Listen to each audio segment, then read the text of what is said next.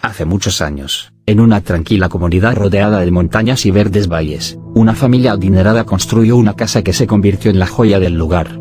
Era una mansión de aspecto majestuoso, con torres que se alzaban hacia el cielo, ventanas enormes que dejaban entrar la luz del sol y una entrada principal que daba la bienvenida con puertas de roble talladas a mano.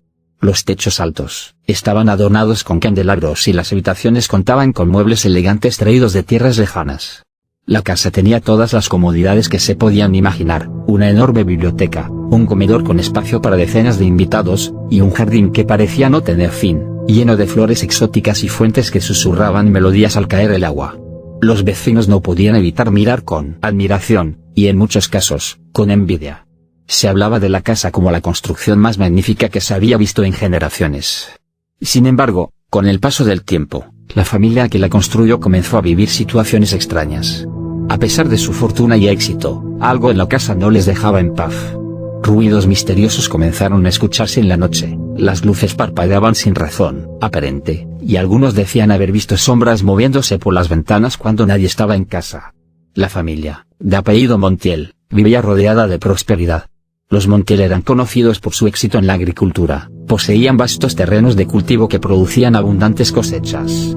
Sus campos de maíz y trigo brillaban bajo el sol, y el clima templado y acogedor hacía que la comunidad floreciera junto con sus tierras. Sin embargo, esa paz comenzó a desmoronarse con el paso de los años. Empezaron a ocurrir situaciones cada vez más inexplicables en la mansión y en los terrenos que rodeaban la propiedad. Por las noches, el viento parecía llevar susurros, voces que nadie lograba entender del todo. Algunos de los trabajadores de las tierras reportaban ver figuras sombrías al atardecer, cerca de los campos más alejados. Incluso los animales, normalmente tranquilos, comenzaron a mostrarse inquietos, especialmente al caer la noche. Pronto, la familia Montiel se dio cuenta de que lo que sucedía no eran simples coincidencias. Los extraños eventos parecían seguir patrones, como si una presencia invisible rondara la casa, vigilando. Fue entonces cuando comenzaron a recordar las historias que se contaban en la familia desde hacía generaciones. Los antepasados de los Montiel habían sido personas sumamente adineradas, comerciantes de tesoros y tierras. Y, según se decía, algunos de esos tesoros habían sido enterrados en los mismos terrenos donde la actual casa se levantaba.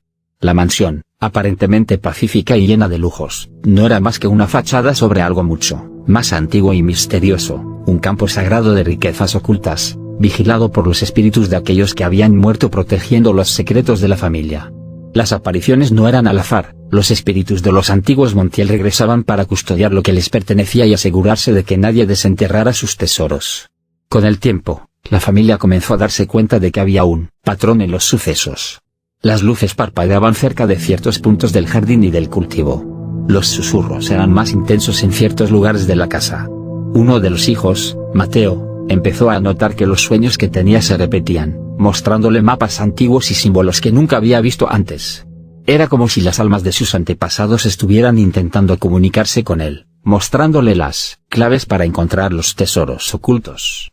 La pregunta que ahora rondaba la mente de la familia Montiel era, ¿deberían intentar desenterrar esos antiguos tesoros, enfrentando la ira de los espíritus, o debían dejar todo en paz y aprender a vivir con las manifestaciones paranormales?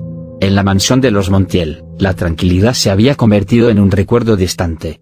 Lo que alguna vez fue un refugio de comodidad y lujo, ahora era un lugar lleno de sombras y tensiones. Cada noche, los miembros de la familia escuchaban ruidos extraños, pasos que resonaban en los pasillos aunque no hubiera nadie caminando. Las puertas crujían y se abrían por sí solas, como si algo invisible recorriera la casa.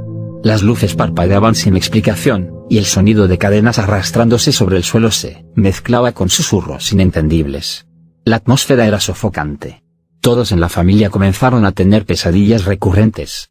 El padre, don Ernesto Montiel, soñaba con figuras oscuras que lo rodeaban mientras cavaba desesperadamente en el jardín. La madre, doña Julia, veía en sus sueños la mansión desmoronarse, como si el peso de los siglos y los secretos ocultos fueran demasiado para sostenerla. Los hijos, Mateo y Lucía, soñaban con túneles oscuros bajo la casa, donde sombras danzaban en círculos alrededor de algo enterrado. Las noches, antes apacibles, se volvieron una tortura para la familia. El agotamiento era palpable. Todos despertaban sudando, con el corazón latiendo con fuerza y una sensación de peligro constante. A medida que las pesadillas se repetían, comenzaron a notar patrones en ellas.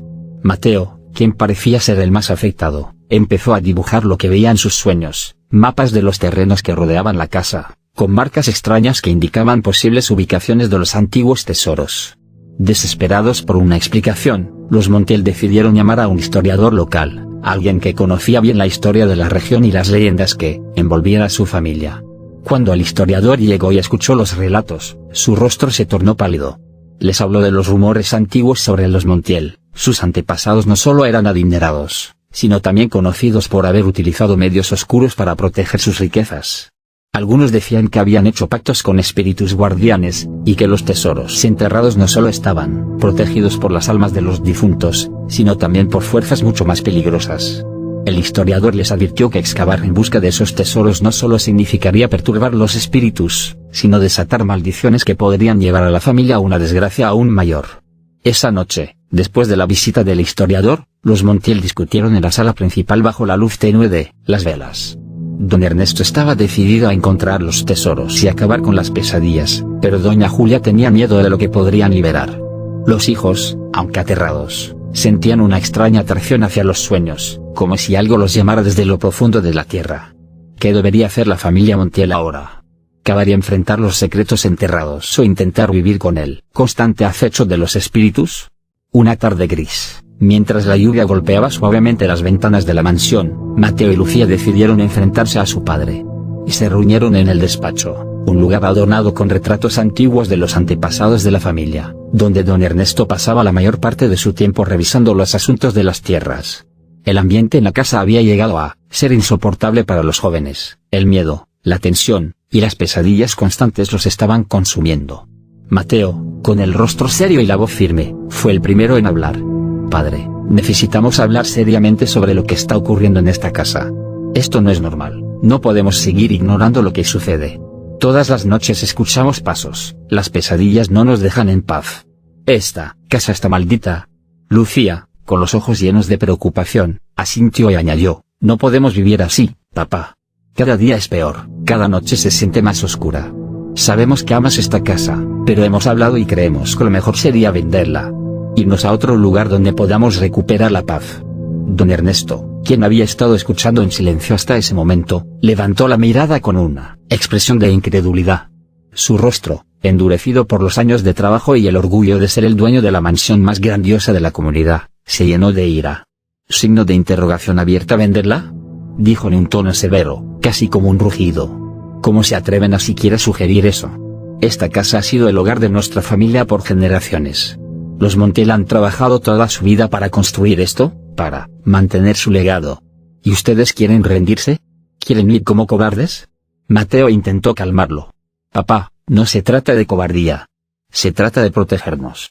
Algo está mal aquí, y no podemos ignorarlo. Estamos en peligro. Pero don Ernesto, cada vez más alterado, golpeó el escritorio con el puño. Signo de exclamación abierta. Todo lo que ven y escuchan no es más que el producto de su imaginación. Gritó. Son fantasías, miedos infantiles. No hay nada en esta casa que no pueda explicarse con lógica. ¿Ruidos en la noche? ¿El viento? ¿Pesadillas? Solo son sueños. Ustedes han dejado que las viejas historias los llenen de miedo. Esta casa es nuestra, y no la venderé. Jamás. Lucía, sintiendo el nudo en su garganta, intentó hablar con suavidad. Pero papá, no podemos vivir en paz aquí. Algo está tratando de comunicarse con nosotros. No es solo el miedo, es algo real. Tú también lo has sentido, aunque no quieras admitirlo. Don Ernesto se puso de pie, su rostro enrojecido por la frustración, y señaló hacia la puerta. No quiero escuchar más de esto. Si son tan débiles como para dejarse llevar por supersticiones, adelante. Pero yo me quedaré aquí. Esta casa es mi hogar, y no me iré. Con esa última frase, don Ernesto dio por terminada la conversación y salió del despacho, dejando a Mateo y Lucía en silencio. Sabían que su padre estaba cegado por el orgullo y no podía ver lo que realmente estaba ocurriendo. Pero la tensión en la casa no desaparecía. Al contrario, parecía empeorar con cada día que pasaba. Esa misma noche, mientras todos intentaban dormir, los ruidos se volvieron más intensos. El crujido de las puertas, los pasos en los pasillos, y los susurros en las paredes eran imposibles de ignorar. Las pesadillas de Mateo y Lucía fueron más vívidas que nunca, y al despertar, Ambos tenían la misma sensación: los espíritus de la casa no iban a permitir que la familia se fuera sin desenterrar los secretos que habían dejado atrás sus antepasados. La pregunta era, ¿hasta cuándo resistiría don Ernesto antes de aceptar la realidad? ¿Y qué tan peligrosa sería su negativa para la familia? ¿Qué crees que debería pasar ahora? ¿Deberían los hijos tomar decisiones por su cuenta o intentar de nuevo convencer a su padre? Una tarde tranquila, Mateo y Lucía decidieron salir de la casa para despejarse. La situación se había vuelto demasiado tensa, y necesitaban alejarse de la atmósfera opresiva que se respiraba en la mansión. Mientras caminaban por los campos, dejaban atrás los murmullos invisibles que sentían a cada paso dentro de su hogar. Don Ernesto, por su parte, permaneció en la casa, decidido a no dejarse llevar por los temores de sus hijos. Se sentó en la gran sala de estar, aquella que estaba decorada con muebles antiguos y retratos familiares que parecían observarlo desde las paredes. Tomó un libro de historia, uno de sus favoritos, y comenzó a leer, intentando calmarse y refugiarse en la lógica y la razón que siempre habían guiado su vida. Mientras pasaba las páginas, sintió que el ambiente a su alrededor se tornaba más denso, pero decidió ignorarlo. Sin embargo, apenas había leído unas pocas líneas cuando escuchó un ruido sordo a su izquierda. Miró hacia la mesa cercana y vio que un candelabro pesado había caído al suelo sin ninguna explicación. Don Ernesto frunció el ceño, pero se dijo a sí mismo que debía haber sido un golpe de viento o algún mal equilibrio en el mueble. Respiró hondo y volvió su atención al libro. Minutos después, otro ruido, esta vez detrás de él, lo sobresaltó. Un jarrón de porcelana que había estado en la repisa, se desplomó sin motivo aparente, rompiéndose en 1000 pedazos sobre el suelo de madera. Ernesto apretó los dientes, pero decidió no levantarse. No iba a ceder ante lo que él consideraba como meras casualidades. Sin embargo, el ambiente en la sala se hacía más pesado con cada minuto que pasaba. El silencio de la casa se volvió inquietante, y aunque trataba de concentrarse en su lectura, algo parecía acecharlo desde las sombras. Cada crujido, cada pequeño sonido, lo ponía más nervioso. De repente, el aire en la sala se volvió frío, tan frío que su aliento se condensó delante de él. Las luces comenzaron a parpadear, y, por un momento, sintió como si alguien lo estuviera observando muy de cerca, aunque no había nadie más en la casa. De pronto, sin advertencia, un golpe fuerte lo sacudió. Algo, o alguien, lo había golpeado en la cabeza. El dolor fue inmediato y violento. Ernesto dejó caer el libro al suelo y se llevó la mano a la frente, sintiendo la sangre correr por su rostro. Se levantó de un salto, aturdido, con el corazón desbocado y la mirada llena de confusión. Miró a su alrededor, buscando una explicación, pero no había nada visible. La sala parecía exactamente igual que antes, salvo por los objetos caídos y el jarrón roto. Sin embargo, el golpe no había sido una imaginación. Se llevó la mano a la cabeza y, al ver la sangre en sus dedos, supo que algo o alguien lo había atacado. Un frío indescriptible recorrió su espalda, y por primera vez en mucho tiempo, el miedo se apoderó de él. Intentó gritar, pero su voz no salió. Era como si la casa misma hubiera enmudecido su intento de pedir ayuda. Se tambaleó hacia la puerta, con la cabeza dando vueltas y un zumbido en sus oídos.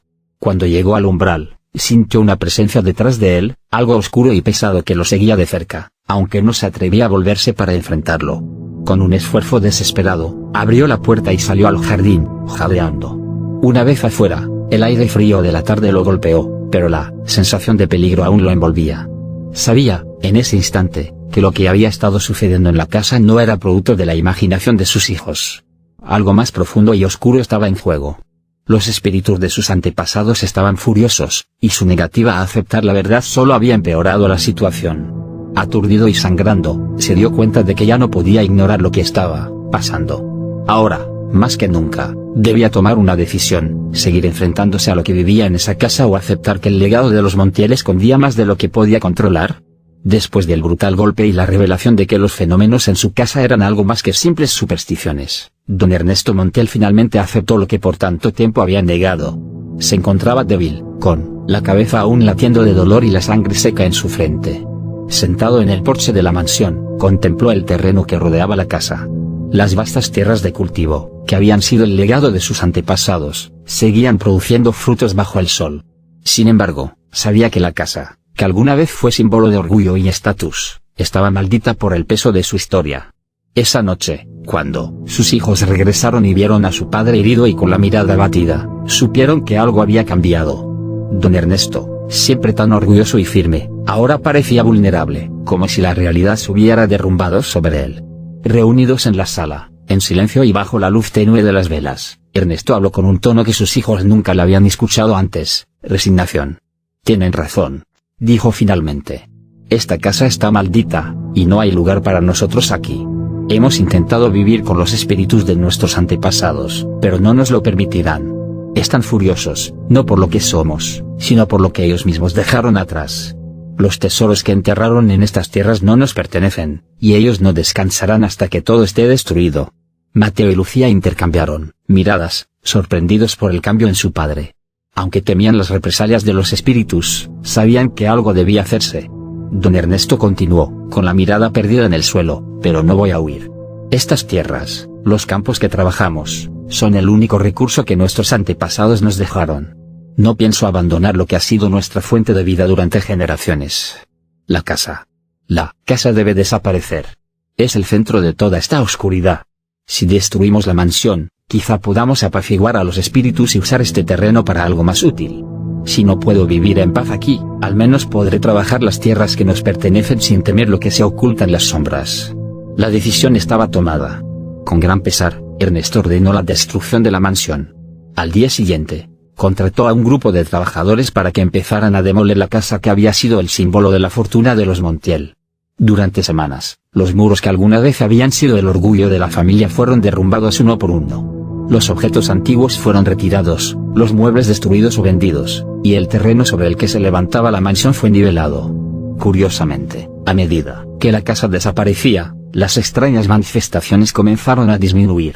Los susurros en la noche se apagaron, las pesadillas se hicieron menos frecuentes, y el ambiente pesado y oscuro que solía envolver el lugar fue disipándose lentamente. Los espíritus de los antepasados, que por tanto tiempo habían guardado celosamente sus secretos, parecían finalmente satisfechos con la destrucción del símbolo de su avaricia. Cuando la casa fue completamente destruida, don Ernesto, Mateo y Lucía se pararon sobre el terreno vacío, sintiendo el viento cálido de la tarde. Don Ernesto, a pesar de su tristeza, sentía una mezcla de alivio. Aunque había perdido la casa que tanto había defendido, había ganado algo más valioso: la paz. El terreno donde la mansión se levantaba fue convertido en una nueva parcela de cultivo. La tierra que antes albergaba secretos oscuros ahora produciría trigo y maíz, nutriendo a la familia y a la comunidad. Los Montiel no olvidaron la historia de sus antepasados ni los misterios que alguna vez rondaron sus tierras, pero encontraron una manera de honrar su legado sin caer en la maldición que los había acechado durante tanto tiempo. En lugar de ser recordada como una mansión maldita, las tierras de los Montiel se convirtieron en una fuente de vida y esperanza, libres al fin del oscuro pasado que alguna vez las había atormentado.